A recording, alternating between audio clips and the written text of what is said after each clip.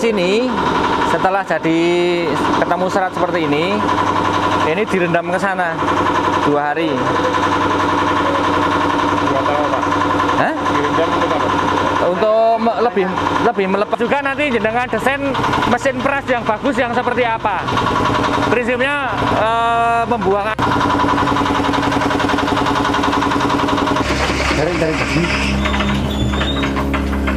rotari dengan sistem yang centrifuge itu ternyata kandungan air di dalamnya itu masih, Pak. Orang iso meres berarti? Iya, sing ilang banyu sing ning permukaan. Tapi yang di dalam-dalam sampai ke dalam-dalam seratnya ini nggak hilang. Ini kan ketika kita peres pakai tangan gini pun sudah nggak keluar kan. Nggak. Nah, tinggal nanti dibuka pakai ini yang namanya alat.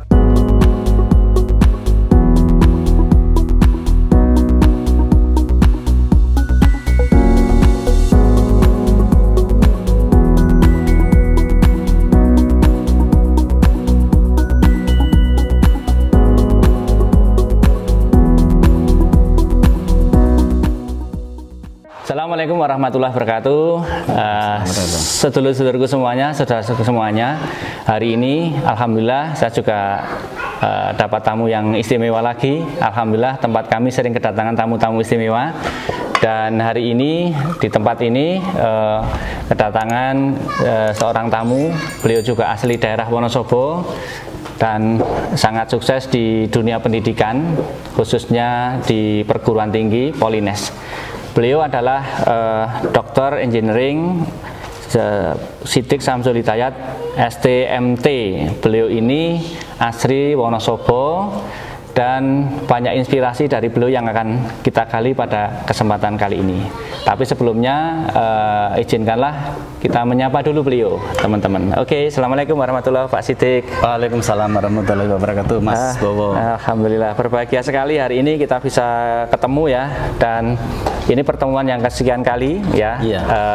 Karena beliau ini dulu ternyata waktu saya di pimpinan daerah IRM, Ikatan Remaja Muhammadiyah, beliau ini di pimpinan wilayah IRM pada saat itu. Beliau waktu itu masih kuliah di Undip Teknik Elektro, saya masih SMA di SMA 1. Nah, Pak Siddiq ini, Dr. Siddiq ini beliau asli di Sapuran ya, tinggalnya kelahiran Sapuran. Kemudian sempat dulu pendidikannya SD-nya di mana Pak dulu Pak? SD 1 Sapuran. SD 1 Sapuran, SMP-nya SMP 1 Muhammadiyah Sapuran. SMP kalau SMP-nya itu dari Wonosobo itu SMP 1 Muhammadiyah Wonosobo, lah Sapuran itu SMP yang kedua. SMP kedua, SMP Muhammadiyah 2 Sapuran. Kemudian SMA 1 Wonosobo. Ternyata beliau almaternya sama, ini kakak kelas saya gitu ya. Cuma kelasnya di atasnya jauh ya. Lulusan 2097, beliau lulus tahun 91, selisih 7 tahun ya. Nah, oke lah, beliau ini setelah di Undip ternyata masih melanjutkan lagi studi sampai di Jepang ya. S2-nya di Jepang, S3-nya juga di Jepang. S2-nya di Bandung di ITB. Kemudian lanjut S3 di Jepang. S2-nya di Bandung, S3-nya di Jepang. Nah, untuk putra daerah Wonosobo yang sampai pada tataran saat ini suatu hal yang luar biasa dan perlu kita kulik sehingga nanti teman-teman yang kenal beliau atau anak-anak yang Wonosobo yang muda-muda ya, tidak hanya Wonosobo, seluruh Indonesia pun akan terinspirasi bagaimana perjuangan beliau dari wong desa, Sapuran itu dan desa 20 kilo dari kota gitu kan, tapi bisa kemudian sampai ke Jepang studinya dan sekarang beliau menjadi dosen S2 jurusan magister di jurusan Teknik Elektro dan Telekomunikasi Politeknik Negeri Semarang. Baik Pak Siddiq, silahkan diceritakan ke teman-teman yang menyaksikan video ini bagaimana dulu panjenengan ketika sejak awal masih muda dulu, masih kecil gitu, apa cita-citanya memang menjadi seorang dosen atau bukan? Kalau cita-cita itu sebenarnya banyak ya. Banyak ya. Banyak gitu loh. Dosen itu ya bisa dikatakan mungkin nggak kepikiran Nggak kepikiran jadi dosen malah. nggak populer gitu loh. Oh, nggak populer. Karena bagi anak-anak itu kan cita-cita kan mesti yang keren, yang mesti jadi pilot, jadi astronot, gitu, jadi dokter gitu ya. Oh iya iya. Kalau dosen itu mungkin nggak begitu Kurang keren ya. kurang populer lah. Kurang populer. Ya. Tetapi Ya, disitulah sebenarnya masa kecil itu bisa jadi melandasi kenapa akhirnya menjadi dosen gitu ya. Oh, iya. Karena pada prinsipnya ketika kita menjadi dosen itu berarti kita harus punya kontribusi kepada orang lain atau kepada, terutama kalau dosen berarti ke arah keilmuan. Ke arah keilmuan ya. Dan itu juga didasari bahwa sebenarnya dari motivasi dari kecil juga gitu loh, bahwa kalau kamu mati apa yang kamu tinggalkan, nah gitu, salah satunya ilmu gitu loh ya.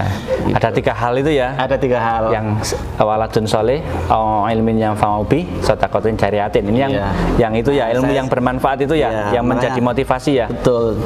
Motivasi ke arah ilmu itu, maka dosen itu menjadi salah satu solusi atau jalan yang tepat itu. Oh gitu. Ya ya. Dulu kan sempat di teknik elektro itu, padahal itu bukan jalur pendidikan ya. Ya, kan kalau orang di pendidikan mungkin ambilnya dulu IKIP gitu kan, ya, atau betul. Ini keblasok atau memang sudah kepleset di situ, harus di situ gitu. Dulu pilihan pertamanya apa mungkin? Ya memang pilihan pertama itu elektroteknik. Gitu karena itu memang latar belakang dari kecil itu, waktu itu memang saya senang dengan listrik. Ketika SD itu tahun berapa ya, 80-an itu kan listrik baru pertama kali masuk ke kampung ya. Baru pertama kali pasang listrik. Udah masih mainan 110 ya, masih 110 dulu. Sudah, langsung 110 ya. Waktu itu pakai diesel, nah, terus pas yang 220 masuk, itu pekerjaan saya udah main-main strum gitu loh. Sampai ke strum itu udah biasa gitu loh. Penjinak strum nih. Ternyata dari hobi kenakalan waktu kecil itu akhirnya terus termotivasi, terpatri, saya besok pengen masuk elektro gitu. Jadi elektro itu termasuk pilihan yang pertama. Tapi kembali setelah lulus jadi elektro, jadi engineer, pernah juga bekerja di sektor telekomunikasi di perusahaan swasta. Iya. Tetapi panggilan untuk mengajarkan ilmu itu kembali datang gitu loh. Bahkan teman-teman engineer itu juga mendukung juga, menyarankan, wah kamu bagusnya lebih pasnya kamu itu jadi dosen gitu. Nah, akhirnya terus saya resign terus melanjutkan S2 gitu. Oh, berarti sebelum di Polines itu sempat bekerja dulu di lembaga swasta. Iya. Kemudian atas dukungan saran teman-teman sampean jadi dosen wae lah gitu kan. Yuk ngelanjutin S2. Ya sebenarnya dari motivasi internal lebih besar gitu loh. Yeah. Teman itu cuman kebetulan dia senior saya, angkat di perusahaan dia senior saya. Dia ngobrol-ngobrol, teman dekat itu dia ngasih gitu. Gitu. Dari situ yuk ambil S2. Iya. Baru setelah S2 ada peluang dosen gitu ya. Betul. Panjenengan kemudian masuk ke dalamnya. Iya. Setelah beberapa waktu kemudian ada kesempatan studi di Jepang ya. Iya, betul. Berapa lama itu studi di Jepangnya, Pak? Nah, itu kalau ditanya lamanya itu ya ngomongnya bisa enak bisa enggak gitu. Gimana ini? Kenapa bisa enak bisa enggak ini? Karena S3 itu sebenarnya bisa ditempuh dalam waktu yang sesuai standar itu misalnya 3 tahun. 3 tahun. Gitu, ya. Tapi kalau saya ini agak di luar standar ya, di atas standar gitu ya. Karena tujuannya memang tidak hanya sekedar S3 selesai gitu ya. Ya ada banyak yang bisa dikerjakan ketika di Jepang gitu. Jadi bisa nyambi-nyambi yang lain. Bisa nyambi-nyambi yang lain. Oleh duit juga ya. Wah, akhirnya berapa lama di Jepang, Pak? Total itu sekitar hampir 9 tahun. 9 tahun? Wah, 9 tahun. Bahasa Jepangnya ngelotok ini. Wah, ini malah jadi menarik nih. Kita malah jadi agak melenceng sedikit. 9 tahun di Jepang ini menarik sekali ya. Kita punya kultur, Jepang juga punya kultur gitu. Apa yang mungkin bisa dipelajari oleh teman-teman atau bangsa kita dari orang Jepang menurut jenengan, karena 9 tahun di sana ya. Apa sih yang menarik, atau ilmu kaizennya atau apanya gitu, atau harakirinya mungkin gitu. Kira-kira apa? Selama jenengan 9 tahun di Jepang itu apa yang itu cocok untuk nasihat buat kita semua gitu. Justru saya itu melihat Islam itu justru di Jepang gitu. Gitu. Iya. Islam di Jepang gimana ini? Jadi melihat Islam itu artinya Islam itu dipraktekannya dalam bentuk muamalah, dalam bentuk keseharian itu justru di Jepang. Masya Allah. Misalnya hal yang sederhana, kalau masalah riba gitu ya, di sini kan bunga bank itu, bank itu nabung di bank kan mesti ada bunganya. Ada bunganya. Nah di Jepang itu sama sekali nggak ada. Gitu. 0 rupiah. 0. Jadi tabungan berapa tahun itu tetap 0. Orang pinjam juga 0. 0. Kok bisa begitu? Aneh ini ya. Oh, ini satu hal ya. Yang lainnya itu masalah kejujuran itu. Kejujuran. Misalnya ada pengembalian, misalnya apa namanya, bayar asuransi kesehatan gitu ya.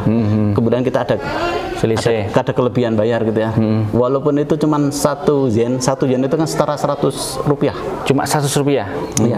Dikembalikan. Itu sama pihak asuransinya. Pihak asuransinya. Pihak sekolah juga sama. Misalnya saya kan nyekolahkan anaknya di Jepang juga, anak-anak lahir di Jepang juga. Jadi sekolah di sana, ketika ada kelebihan iuran itu, ya mereka kembalikan. Ada laporan ini kelebihan bayar sekian Masya Allah. Dikembalikan. Kita nyoba beli di itu. Mohon maaf ya, kadang di SPBU ada kelebihan 100-200 saja kan diem ya. Atau di supermarket atau minimarket itu diganti permen, padahal tidak ada akad jual beli permen di situ ya. Di sana sampai 1 rupiah pun ternyata orang Jepang ini apa ya, dasarnya ya mereka seperti itu ya. Luar biasa ya. Selain itu juga tadi masalah kejujuran itu ya. Jadi kalau bukan haknya itu mereka nggak akan ngambil. Jadi misalnya beberapa kali tas saya itu ketinggalan di bus. Kembali gitu. Bisnya jalan padahal kemana-mana lagi gitu. Iya gitu. Kembalinya tetap di situ atau diantar sama pihak agen? Ada yang diantar, ada yang biasanya kita ini. Jadi kita ke stasiunnya itu kita lapor ada kalian nanti. Oh ya tunggu sebentar, nanti bisa datang nanti. Kalau enggak ya sudah diambil, diselamatkan di situ. Gitu. Dan tidak ada satu barang pun yang hilang. Masya Allah. Termasuk pernah juga istri saya itu kejatuhan dompet tuh. Jatuh dompet di mall. Wah, padahal sudah berhari-hari istri saya sampai lupa kalau itu tuh barangnya jatuh gitu loh. Ketika pas mau nyari apa gitu loh, kok nggak ada dompetnya ya? Dicari-cari nggak ingat di mana. Tiba-tiba dapat surat dari polisi gitu ya. Kaget kita. Waduh, ada apa ini dari surat itu? Kita udah deg-degan tuh nerjemahkan satu persatu kanjinya itu, terjemahkan gitu ya. Kanji. Kok ada tulisannya Saifu itu dompet. Apa ya? Oh, astagfirullahaladzim. Dompetnya hilang. Oh, iya nih, dompetnya ini. Kita harus ke kantor polisi. Ya udah, saya datang ke kantor polisi. Di sana, ya udah tinggal nunjukin KTP. Oh ini terus ini dikembalikan dompetnya. Ini uangnya itu nggak seberapa, cuman uang receh-receh untuk dompet belanja kan. Itu dikembalikan utuh gitu. Luar biasa, ada Islam di Jepang. Wah, ini dulunya seperti itu ya. Ada satu lagi mungkin ini ya, misalnya HP gitu ya. Saya tuh pernah, karena waktu itu saya sudah sedang sidang defense ya, sidang S3 itu kan pikiran saya kan fokus ke sana gitu ya. Saya beli iPhone terbaru waktu itu. Jatuh, saya nggak inget di mana jatuhnya gitu loh. Saya udah nggak ada harapan. Waduh, ini barang paling mahal yang itu. Baru pertama kali punya, mahal, jatuh. Waduh, saya udah pasrah ya, hopeless lah. Terus saya ngomong sama teman saya Jepang, menurut kamu barang saya kembali nggak? Jawaban teman Jepang saya gimana? Gimana jawabannya? Kembali. Kalau saya sendiri, saya nggak yakin ini akan kembali. Orang Indonesia. Kenapa? Karena HP saya itu iPhone itu, kalau HP Jepang mungkin nggak akan kembali, tapi iPhone itu bisa di jailbreak, di unlock, nanti bisa dipakai. Sementara di sini banyak orang ya maaf ya, orang di luar Jepang, ada orang Pakistan, India dan lain sebagainya, yang mereka itu mungkin kalau HP kayak gitu bisa dimanfaatkan di negaranya gitu loh. Jadi saya tuh sampai istilahnya itu kayak taruhan sama teman saya, ya kembali gitu. Mau balik tak traktir gitu ya. Teman saya itu bilang kembali gitu, teman Jepang itu malah bilang kembali gitu. Saya tanya, kenapa kamu yakin? ya dia nggak bisa jawab. Kok bisa kembali nggak bisa jawab gitu?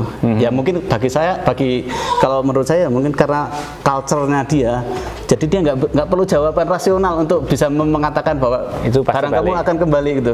Karena apa, sudah menjadi culture, keyakinan gitu loh. Jadi nggak perlu rasionalisasi lagi gitu.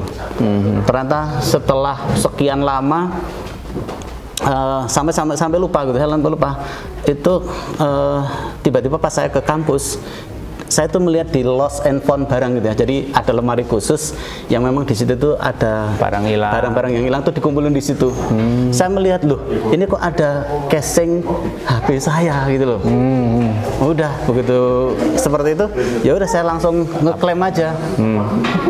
Dan langsung nggak ribet ya? Nggak ribet gitu loh. Jadi kalau ya itu salah satu anehnya. Kalau di sini tuh misalnya bukan haknya, kita mengaku ini punya saya gitu ya.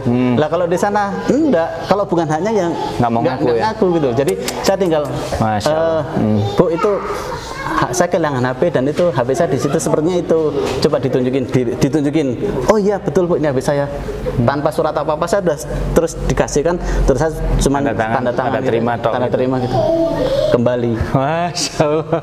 Wah, kita belajar ini 9 tahun di Jepang, ini ada 4 item tadi yang dikisahkan sama Pak Siddiq ini ya.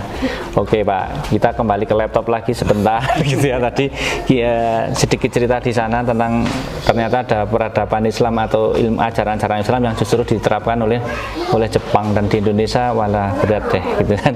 Lah, bisa menjadi inspirasi bagi kita generasi Indonesia ya. Nah, kita kembali ke tentang bagaimana perjalanan beliau dari SMP Muhammadiyah, SMA 1 Wonosobo, kemudian di Undip, kemudian di ITB, dan terakhir di S3 tadi di Jepang ya. Lah, apa energi besar apa yang membuat Pak Siddiq itu kemudian sampai sedemikian perjuangannya sampai ke negeri samurai gitu ya? Kan itu mesti ada energi yang memotivasi tadi, selain tadi untuk mencari ilmu kemudian nanti bisa membagikan, itu ada energi apa di situ? Gitu Pak. Ini kalau ini mungkin terkait dengan ini apa namanya, saya tuh sering istri saya tuh sering bilang apa, luruskan niat. Jadi inna amalu bil niat gitu ya Pak ya, mungkin. Ya, saya nggak tahu istri saya tuh kenapa ngomong kayak gitu. Mungkin melihat saya tuh mungkin agak mencang-menceng gitu. Jadi terus luruskan niat gitu. Ternyata dari nasihat atau pesan istri seperti itu tuh, itu yang kemudian membuat kita itu apa namanya, menjadi apa namanya, motivasi yang paling kuat itu ya. Jadi motivasi terkuat itu adalah yang dari apa, dari internal apa namanya, drive di dalam diri, drive ya? Dari internal gitu ya, bukan dari luar ya. Gitu. Dari luar mungkin ada misalnya pengen dapat ini diminta ini misalnya gitu, tapi lebih dominan dari situ gitu. Bahkan ketika ini yang saya rasakan apa namanya, luruskan niat yang paling utama itu ketika menjelang akhir studi saya gitu ya, dimana saya karena banyak sambiannya itu di Jepang itu gitu. Banyak, terlalu enjoy dengan sampingannya di sana ya. Ya, kan istilahnya itu karena saya datang sendiri, kemudian istri nyusul, kemudian beranak pinak di Jepang. Sampai berapa anak yang berapa? Putra yang keberapa sampai di sana itu? Yang ada 4 anak yang di Jepang. Nah, itu kan istilah itu niat saya itu jadi agak belok gitu loh. Nah, makanya terus luruskan niat itu menjadi motivasi untuk bisa menyelesaikan studi gitu ya. Ya akhirnya terus kita bawa pulang keluarga, kemudian saya juga pulang sebentar, lebih kurang 6 bulan itu bisa selesai, bisa syarat untuk lulus itu terpenuhi gitu. Masya Allah. Dan 9 tahun ternyata detik-detik terakhirnya itu hanya 6 bulan ya. Nah, iya betul. Kemudian pulang kembali ke Indonesia, yuk kembali ke Polines gitu. Iya, gitu. Ya. Oke, itu suka-sukanya hal yang duka yang berkesan bagi panjenengan, yang sulit, yang kemudian dari situ tuh ada miracle itu apa? Misalnya kan mesti nggak mulus ya, perjalanan itu mesti nggak bakalan mulus lah. Ada yang susah-susah juga gitu. Ya, diantaranya itu apa? Ketika kita sudah di puncaknya apa namanya? Istilahnya itu tekanannya, di puncaknya perjuangan, kita tuh sampai kita itu apa, nggak ada jalan, kayaknya sudah nggak jalan. Buntu gitu ya. Buntu gitu ya. Nah, di saat itulah Allah tuh kadang memberi petunjuk gitu ya. Nah, itu satu sampai ketika saya itu membaca surat Al-Baqarah itu ya, ayat 214 ya. Itu tentang jadi dikisahkan para sahabat itu mengeluh gitu sama Rasulullah gitu loh. Bukankah engkau tuh Rasul gitu, tapi kenapa kita harus berjuang seperti ini gitu loh, gitu. Kita harus berjuang, kita harus belajar ini. Nah, terus sampai para sahabat itu mengatakan, mata Nasrullah gitu loh, mana pertolongan Allah? Engkau kan Rasul gitu, mana buktikan pertolongan Allah gitu loh. Saya itu sampai membaca itu sampai nangis itu loh. Karena apa? Saya itu betul-betul kondisi di mana sudah pada titik nadir gitu loh. Seakan-akan nggak ada yang sudah ada harapan lagi, lagi. Selesai dah semuanya gitu ya. Terus dilanjutkan mata Nasrullah, Innallah, sesungguhnya pertolongan Allah adalah dekat. Inna Nasrullah qarib gitu. Nah, di saat itulah pertolongan Allah itu sebenarnya dekat. Karena tadi apa? Yang selama 8 tahun lebih itu saya berjuang tuh seakan-akan nggak ada ujungnya gitu loh.